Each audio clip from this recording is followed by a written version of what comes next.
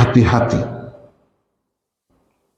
Ada paham, ada aliran, bahkan ini menjadi ideologi yang menjadi tantangan besar umat Islam di masa ini. Propagandanya luar biasa. Paham ini bukan paham yang baru. Ini paham yang sudah lama sekali. Paham ini muncul di zaman Yunani kuno, ketika Sokrates menanyakan kepada muridnya, "What is the aim of life?" Apa tujuan hidup itu? Maka muncullah paham ini. Kata muridnya, "Guru, tujuan hidup itu adalah untuk mencari kesenangan, untuk mencari kepuasan, untuk memuaskan hawa nafsu." Paham inilah yang disebut dengan paham, aliran, bahkan sekarang seperti menjadi ideologi yang disebut dengan hedonisme.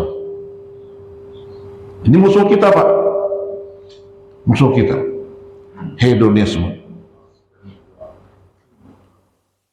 Perbuatan orang yang menganut paham ini disebut dengan hedon. Maka orang sering mengatakan, jangan berpenampilan hedon. Nah, ini bapak-bapak menjadi penting dewasa ini karena ini sempat viral di media sosial.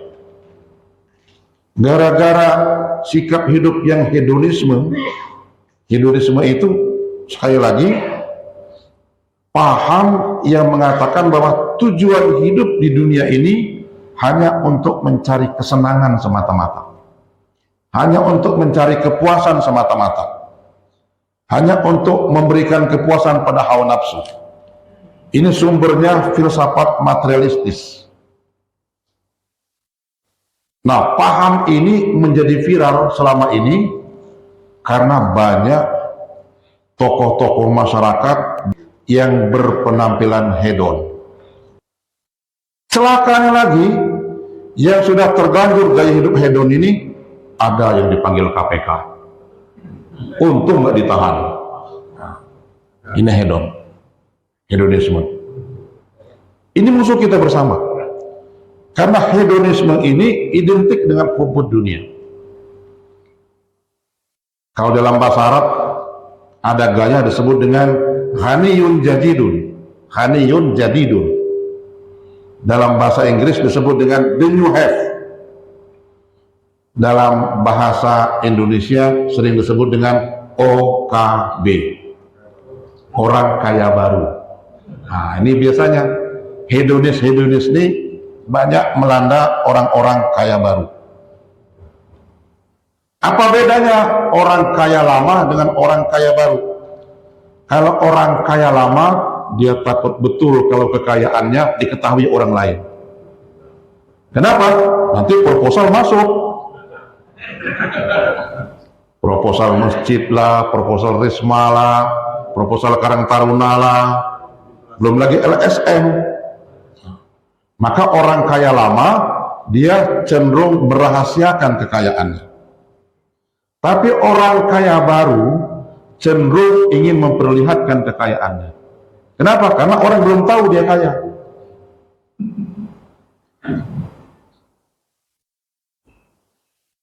Jam tangan harus yang paling mahal.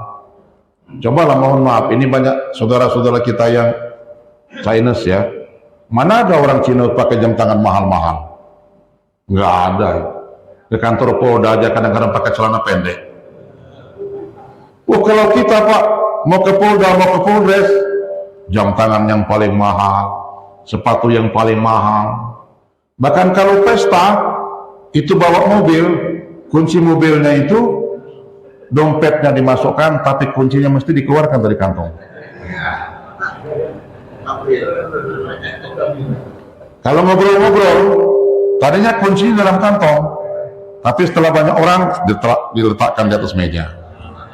Ini OKB. Ghaniyun jadidun, orang kaya baru. Itu hedonisme. Nah sekarang bagaimana propaganda mereka terhadap dunia Islam? Bukan cuma di Indonesia, di mana-mana.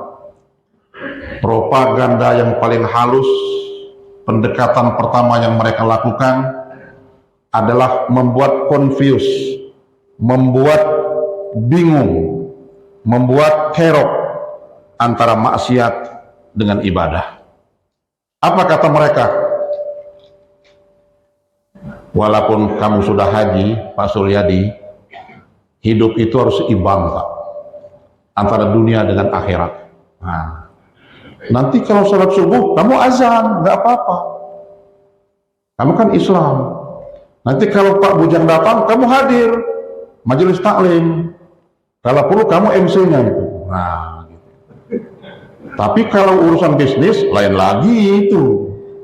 Urusan bisnis itu kan tidak ada pilihan kecuali untung atau rugi. Lakukan apa saja untuk cari keuntungan. Masuk akal kan? Nanti begitu zuhur, Allahu Akbar, cepat ke masjid. Habis salat, bisnis lagi kita. Ini dicampur badukan antara ibadah dengan maksiat. Begitu di masjid, bukan main Pak Suryadi. Inna sholati wa nusuki wa mahyaya wa mamati lillahi rabbil alamin. Ya Allah, salatku, ibadahku, hidup dan matiku hanya untukmu ya Allah. Balik dia ke showroom, Pak, mobil ini paling bagus Pak. Ini belum pernah ke bengkel sama sekali Pak.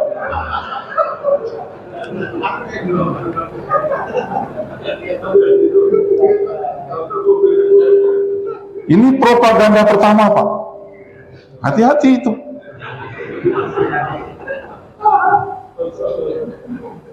Itu baru contoh Pak Suryadi.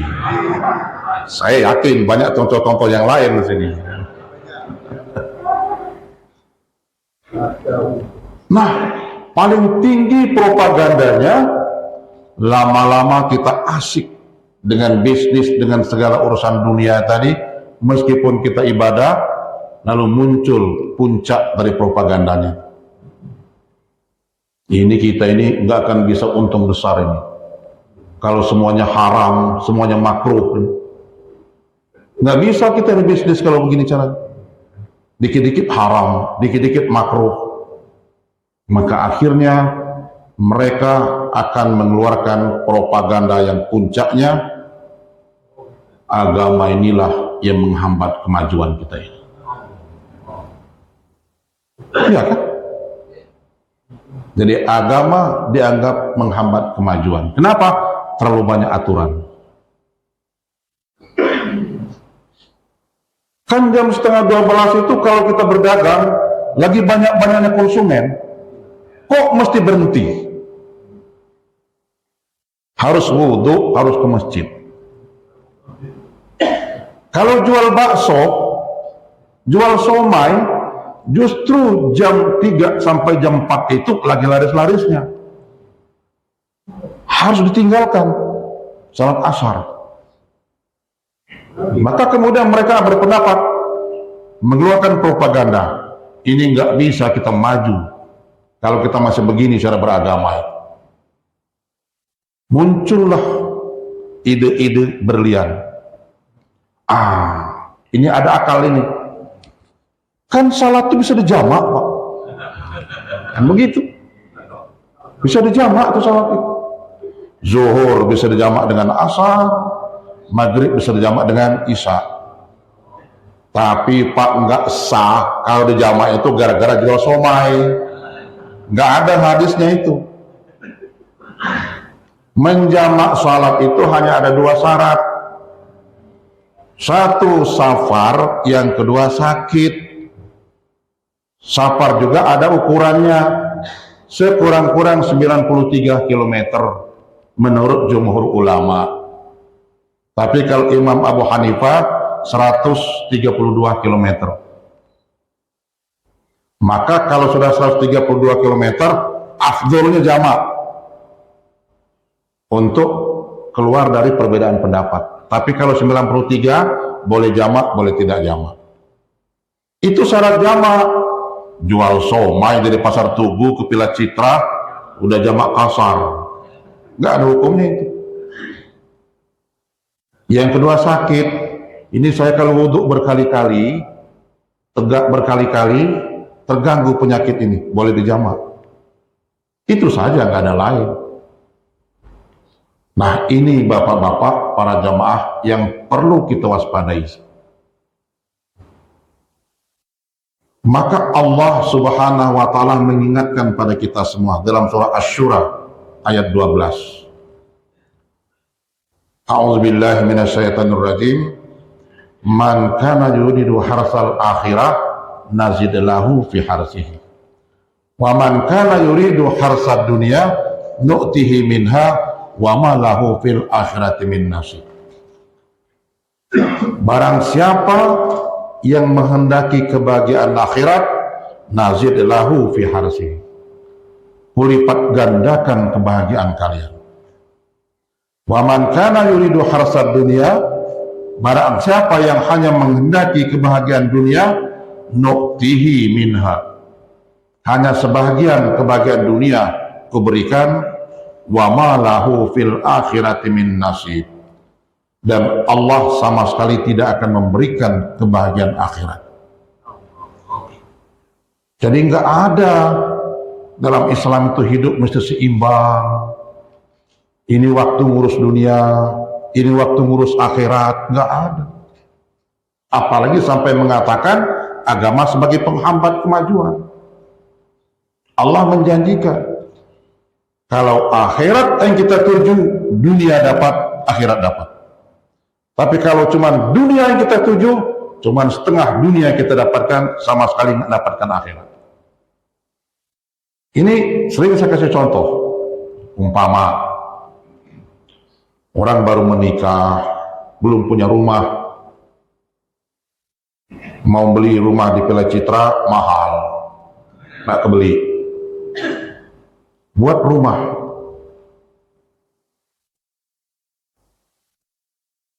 dua orang sama-sama baru nikah, yang satu berdoa kepada Allah, ya Allah, nggak ada saudara-saudara saya ini yang belum punya rumah kecuali saya.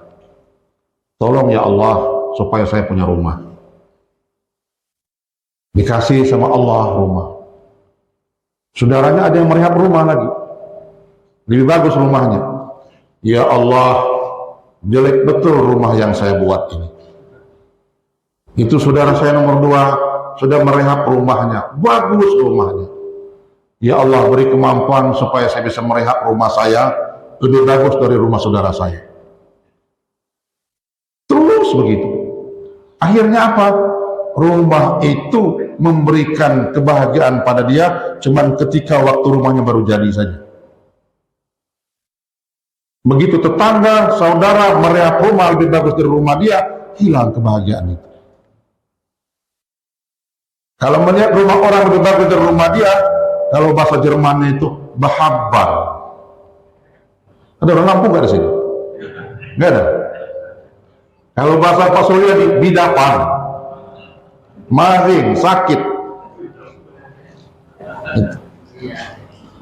Yang satu berdoa, ya Allah, aku bersyukur kepadamu, kau berikan jodoh, jadikan istri saya istri yang salehah. Aku mohon kepadamu ya Allah, berikan rezeki agar punya rumah.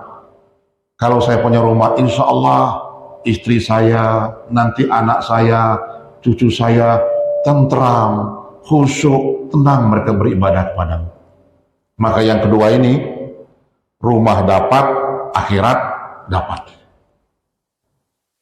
Nah itu. Tapi yang pertama tadi hanya setengah kebahagiaan rumahnya, baru jadi aja. Begitu yang lain lebih bagus, hilang kebahagiaannya. Tapi yang kedua tidak. Allah kabulkan, rumah dapat. Di rumah itu diisi dengan ibadah, maka dia dapat akhirat juga.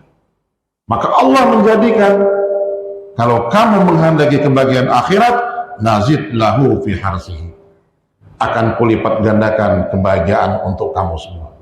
Tapi kalau kamu hanya menginginkan kebahagiaan dunia, hanya setengah kebahagiaan dunia kuberikan, kata Allah, dan sama sekali aku tidak akan memberikan kebahagiaan akhirat. Maka bapak-bapak, para jamaah sekalian, hubud dunia itu bukan semata-mata ditentukan oleh agama,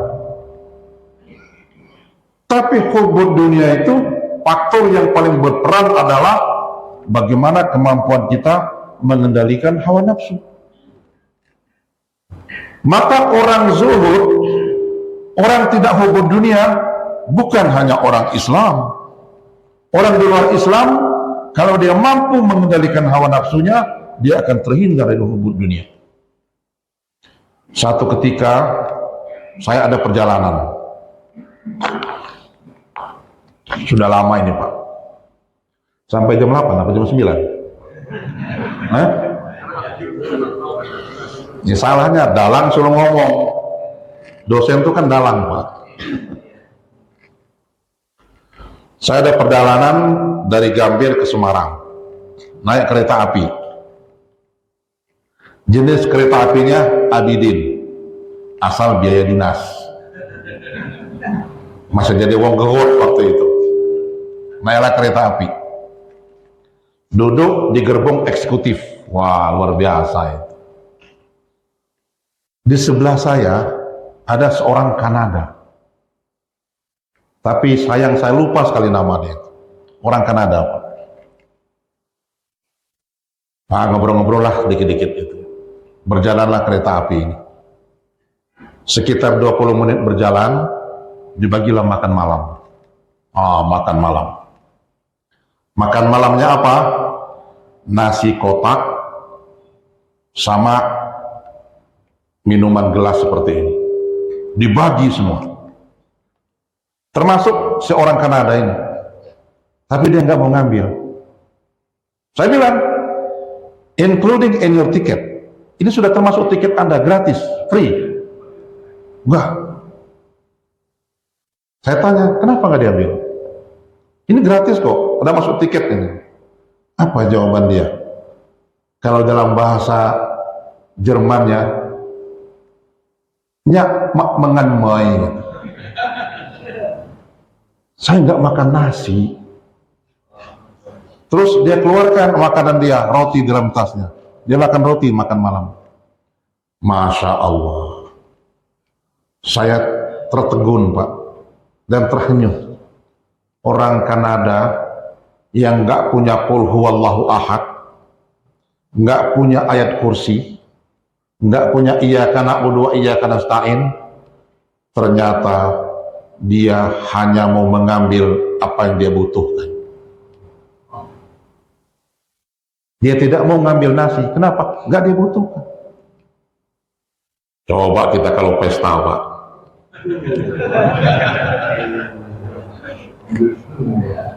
kalau pesta kita gimana kira-kira itu? Ini orang Kanada. Jadi saya berpikir di situ Pak, ternyata hubud dunia itu bukan sekedar agama, tapi kemampuan menahan hawa nafsu. Siapapun juga dia, ketika mampu menahan hawa nafsu, dia bisa menghindari hubud dunia. Ini orang Kanada. Kalau orang kita, ini kan jatah, makan gak dimakan urusan belakang, ambil dulu. Nah, singkat cerita, kira-kira 20 menit sebelum sampai ke Semarang, dibagi lagi makanan, breakfast, sarapan pagi. Apa sarapan paginya? Roti sama teh panas. Nah, sekarang giliran saya bingung ini. Orang Kanada kan tahu tadi malam orang Indonesia suka makan roti, suka makan nasi. Sekarang dibagi roti, dimakan nggak kira-kira semua orang Indonesia? Tapi saya mikir, kalau saya nggak makan roti, saya nggak sarapan. Ambil roti, saya makan. Dia juga makan. Mungkin dalam hati orang Kanada ini orang Indonesia yang nggak dimakan apa? Semua ditancap sama mereka ini. Tapi saya sudah jadi dosen waktu itu, Pak. Dosen kan dilatih mikir, Pak. Pikir saya, jangan coba-coba kamu tanya ya. Kalau kamu tanya, saya sudah siapkan jawaban yang jitu untuk kamu. Dia nggak nanya, Pak. Tapi andai kata dia nanya, saya akan jawab. Orang Indonesia itu makan malam pakai nasi, sarapan pagi pakai roti. Tapi dia nggak nanya. Jadi hedonisme ini penangkalnya cuma satu. Walahan nafsa anil hawa, menahan hawa nafsu. Nggak ada penangkalnya.